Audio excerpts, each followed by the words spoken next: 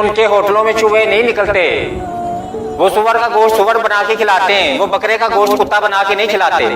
जिन मुआशरे में रहने की हम ख्वाहिश करते हैं वहाँ पे वही होता है जो वो कहते हैं। वहाँ पे अगर वो कहते हैं ना कि बस खुलेआम सेक्स करो तो वो खुलेआम कर भी रहे। फिर ऐसा नहीं है कि हमारी तरह कहते हैं कि सेक्स ना करना, ओए बेहयाई, ओए बेगैरती, ओए कंजर मुआशरे से निकाले हुए नहीं कहते।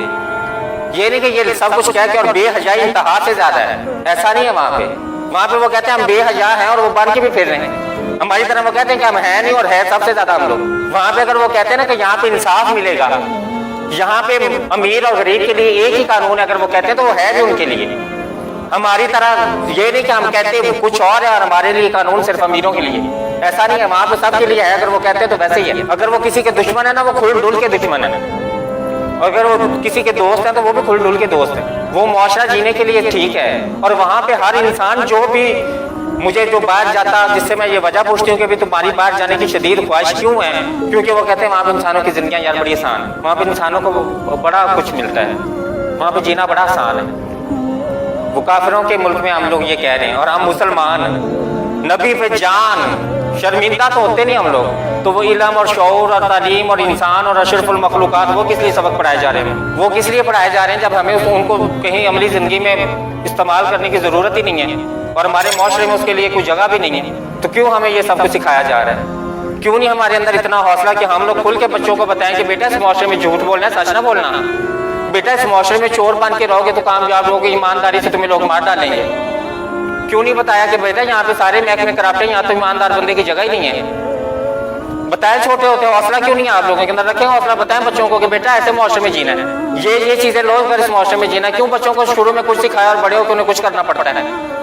ये जो चोर डाकू डकैत सारे कहाँ से आए हैं, जिनको ये नारा लगाया गया था कि PhD करके अपनी जिंदगी के 18 साल जाया करके बहुत बड़े अफसर बनोगे, पता नहीं इंसानियत कौन से आला मर्तबे पे फायद हो जाओगे रट्टा लगा के।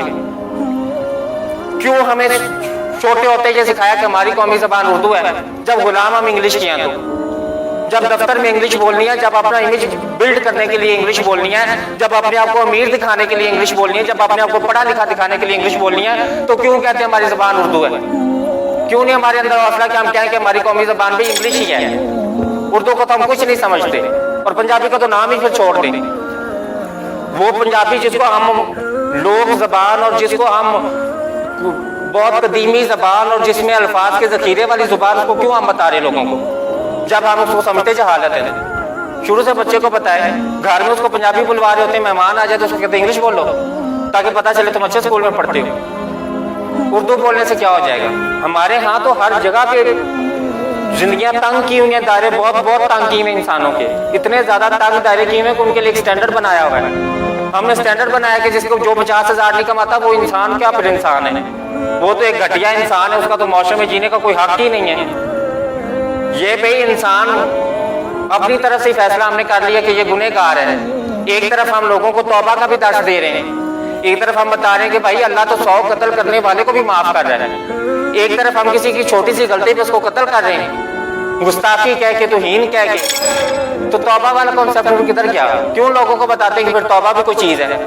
बताए तौबा कोई चीज नहीं है। जहाँ पे भी छोटी सी भी गलती हुई तो बस मर गए तुम, काफिर हो जन्नत में, तो फिर तुम तसव्वुर ही ना करो जन्नत का। एक छोटी सी गलती पे ऐसा समझाते हैं और फिर तौबा भी बताते हैं। आधे से ज्यादा लोग तो इसीलिए ईमान से निकल गए हमारे, इस्लाम से तो नहीं निकले लेकिन ईमान से निकल गए वो, और सिर्फ इसी वजह से, हमारे इस मुआशरे की इस मुनाफिकत की वजह से। और इस मुआशरे में जो भी इंसान बच्चा पैदा होता है वो फितरत पे मुनाफिक नहीं पैदा होता। अल्लाह ने किसी को ना फितरत में मुनाफिक पैदा किया, ना किसी को हासिद पैदा किया, ना किसी को लालची पैदा किया, और ना ही किसी को काफिर पैदा किया। ये हमारे मुआशरे के वो अलमियात हैं, ये हमारे मुआशरे के वो रवैये जो इंसानों को ये बनने पे मजबूर कर रहे हैं। अगर कोई 16 पढ़ा लड़का चोर बन गया तो उसके जिम्मेदार कौन है? जहन्नुम में किसी को जाना चाहिए? बताएं कौन जाएगा जहन्नुम में? जिसने 16 जमातें पढ़ के चोरी की है वो जाएगा जहन्नुम में, या साहिब इक़्तिदार जहन्नुम में जाएगा जिसने उसे मजबूर किया है?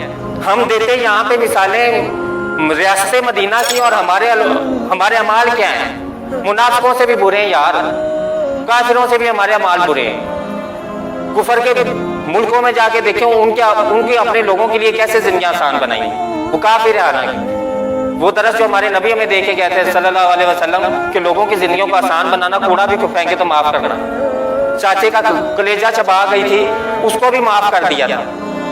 तो अगर ये वाकया सुनाए थे तो फिर इतना तशद्दुद पसंदी हमारे अंदर क्यों है? कौन सी चीज़ है जो हमें ये सब कुछ बनाती है? कौन सी चीज़ है जो हमें कंपेयर करती है कि फलां तुमसे ज़्यादा अच्छा कमाता है, फलां तुमसे ज़्यादा कामयाब है, तुम तो कुछ हो ही नहीं, तुमने तो ये किया ही नहीं, देखो फलां का बेटा कहाँ पहुँच गया, तुम तो पहुँचे ही नहीं। कहाँ पहुँचना था उसने? तो इस माइंडसेट से निकला है। हमारी जिंदगियों पे रहम करें, आने वाली नौजवान नस्ल पे रहम करें, आगे आने वाली उस नस्ल पे रहम करें जिसको ये सोच के आप पैदा करें कि उसका राज़िक तो अल्लाह ताला है। हमारी जिम्मेदारी सिर्फ पैदा करना थी, हमारी जिम्मेदारी पैदा करना नहीं, उसकी तरबियत करना भी थी, उसकी शख्सियत बनाना भी थी।